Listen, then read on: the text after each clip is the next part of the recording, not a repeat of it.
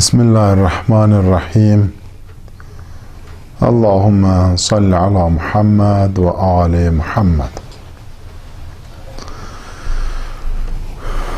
Bugün diğer bir suremizin tefsirine başlayalım. Allah'ın izniyle Zuha suresinin tefsiri. İndiye kadar iki surenin tefsiri hakkında aziz mümin bacı ve kardeşlerin, ilimsever Müslümanların huzurunda olduk. Bundan sonra inşallah Zuha suresinin tefsiriyle huzurunuza gelmişik. Zuha suresi bizim için çok önemli surelerden biridir. Malum meseledir. Bütün sureler biz Müslümanlar için önemlidir. Lakin burada hususi olarak Peygamberin yaşayışına, keçdiyi çeşmeçeşli uşaqlıq illərinə, o Həzrətin qələbəsinə, o Həzrətin bəzi xüsusiyyətlərinə işarə olunur. Ona görə də bu məqsədlə Zuha surəsinin təfsirini sizin için seçtim. Allah'ın izniyle bugünden sonra hemen surenin tefsiriyle meşgul olacak. Bismillahirrahmanirrahim. Zuha suresi Mekke'de nazil olup 11 ayeden ibarettir. Bildiğimiz kimi her sure özünde bir neçə mənanı, bir neçə məsələni, bir neçə mətləbi əhatə edir. Yani her bir surenin özüne məxsus mühtevası olur. Uygun suremizde həmin məsələdən istisna değil. Bu sure içinde bir neçə mühtevalar nəql olunub dedikdə ayənin, surenin oxunuşunda, məzmunu ilə tanış olduqda bu mətləblər ələ gəlir. Zuha suresinin əhatə etdiyi mövzulardan biri belədir. Məhəmməd Peyğəmbər vəhyin qısa müddətli kəsilməsi və təxirə düşməsi nəticəsində çox narahat idi. Və müşriklər, Məkkə kafirləri, ərəb müşriklər də bu barədə artıq söz-söhbətə başlamışdılar. Peyğəmbəri bizim dillə desək məsxərə edirdilər. Belə bir zamanda bu məzmunlu məsələlərdən sonra Zuha suresi Allah Teala tarafından nazil olur. Suranın diğer əhatə ettiği mevzu belədir. Bu surede iki and ile başlayır. Allah Teala diğer sureler kimi bu sureni de iki and ile başlayır. Ondan sonra ise Allah Teala Hazreti Resulü heç bir zaman yalnız koymadığını ve onu unutmadığını Peygamber'e müjde verir. Başka bir mühteva bu surede Allah Teala Hazreti Resul'a razı qalacağı qədər nimət əta edəcəyini açıqlayır. Xəbər verir ki, ey mənim Peyğəmbərim, sənə o qədər nimət verəcəyim ki, axırda razı qalacaqsan. Yəni sən razı olana qədər mən sənə nimət bəxş edəcəyim. Daha bir mühtevası belədir. Burada Peyğəmbərin keçmişini, ona necə nemətlər verdiyini, həyatının çətin anlarında onu himayə etməsini Həzrətin göz önündə canlandırır. Burada başa salmaq istəyir ki, ey Peyğəmbər, sən tək deyilsən.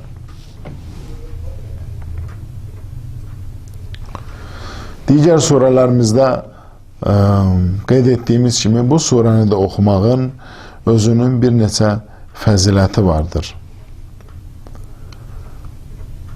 Həzrəti Rasuldan belə bir hədis nəql olunur ki, hər kim bu surəni, yəni Zuha surəsini oxusa, o şəxs Allahın razı qaldığı və Muhammed Peyğəmbərin şəfaət edəcəyi şəxslərdən olacaq. Və hər bir yetim və fəqirin sayı qədər onun üçün 10 bərabər savab veriləcəkdir.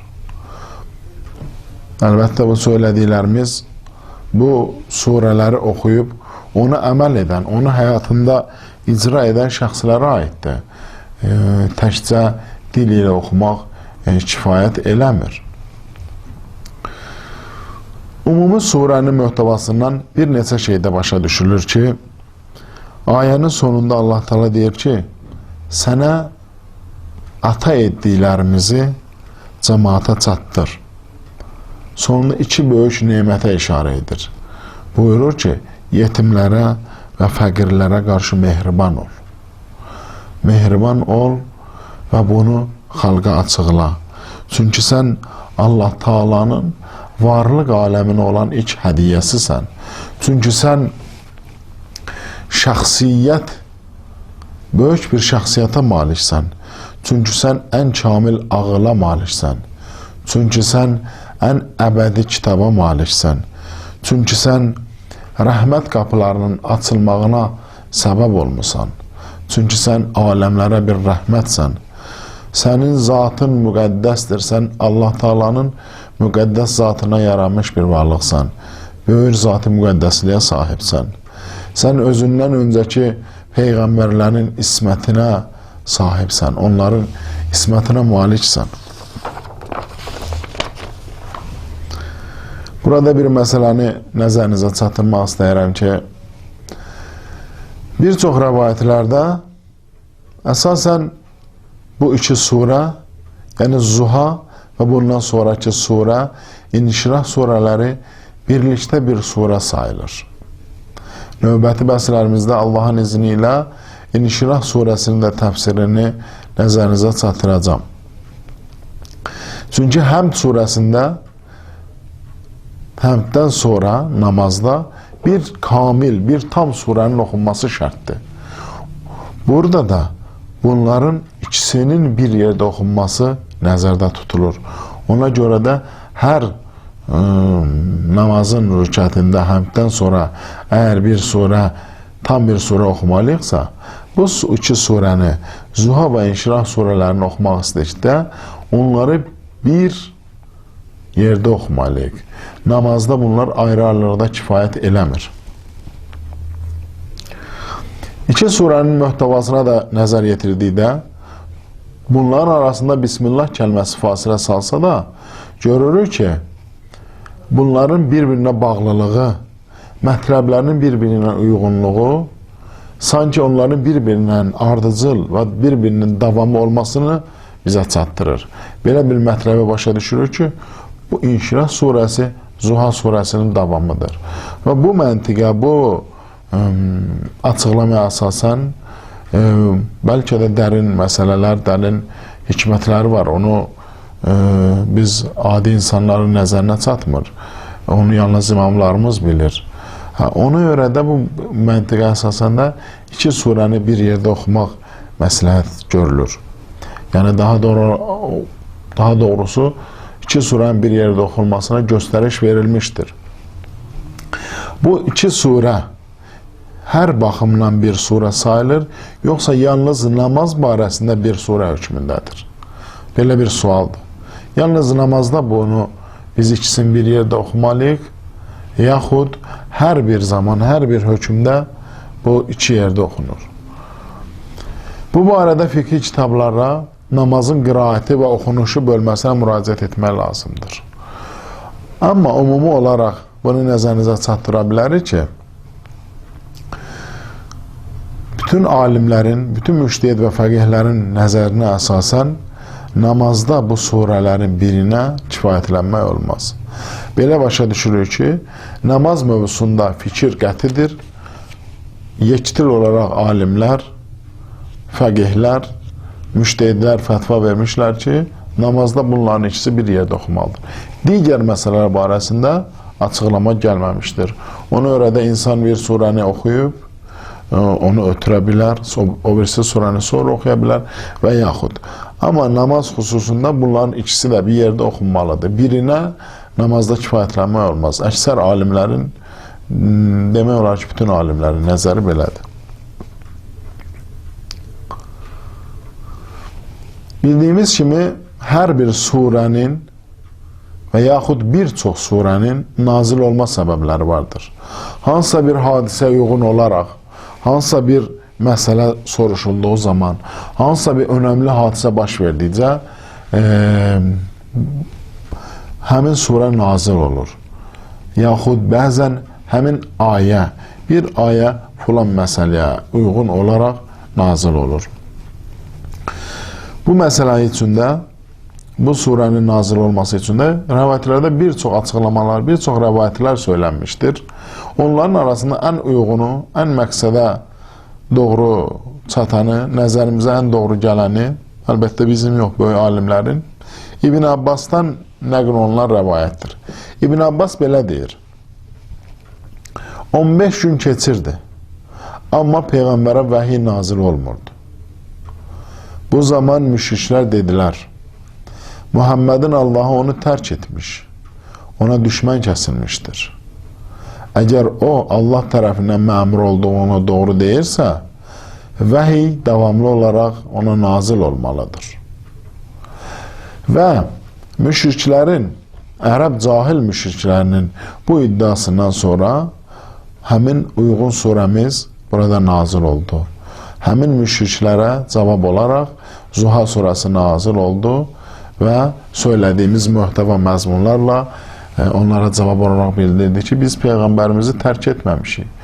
Ona da qəzəb, kin bəsləmirik. Burada bir nüansı xatırlatmaq istərdim. Vəhyin kəsilməsindən məqsəd, öncəki vəsilərimizdə bu barədə biraz geniş açıqlama verəcəyik. Amma burada qısaca olaraq demək istərdim ki, vəhiy kəsilir, yəni Peyğəmbərimizə ayələrin nazil olması müvəqqəti olaraq dayanır, təxirə düşür. Burada vəhyin kəsilməsi bir çox alimlərin nəzərinə görə düzgün deyil. Çünki Peyğəmbər hər zaman, hər an Allah Teala ilə əlaqədə olmuşdur. Allah Teala ilə rabitə saxlamışdır. Çünki digər ayələrə əsasən Peyğəmbər özündən heç bir şey demir, heç bir cümlə, heç bir söz danışmır. Nə desə yalnız ona vəhy olunadır. Bu məzmuna əsasən bəzi alimlərimiz buyurur ki, burada vəhyin kəsilməsindən məqsəd müvəqqəti olaraq ayənin nazil olması dayanmışdır. Onlar da müxtəlif səbəblərdəndir. Öncəki, sonraki ayələrimizdə inşallah nəzərinizə çatdıracaq. Bu məsələdən sonra müşriklərə cavab verildi və müşriklər sakit olaraq öz yerlərində oturdular. Burada bir rəvayət də vardı ki, Cəbrail əleyhissalam bir neçə gün fasilədən sonra yenidən Quran ayələrini nazil etdikdə Məhəmməd Peyğəmbər buyurur ki, ey Cəbrail əmin, sən bilmirsən ki, mən sənin görüşünə nə qədər müştaqəm, yəni səni görməyə nə qədər sevirəm?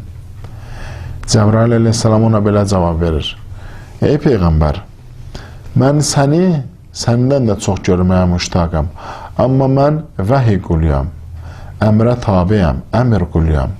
Mən Allah Taala'nın izni olmadan yerə nazil olmuram. Bu məsələni də xatırladıblar.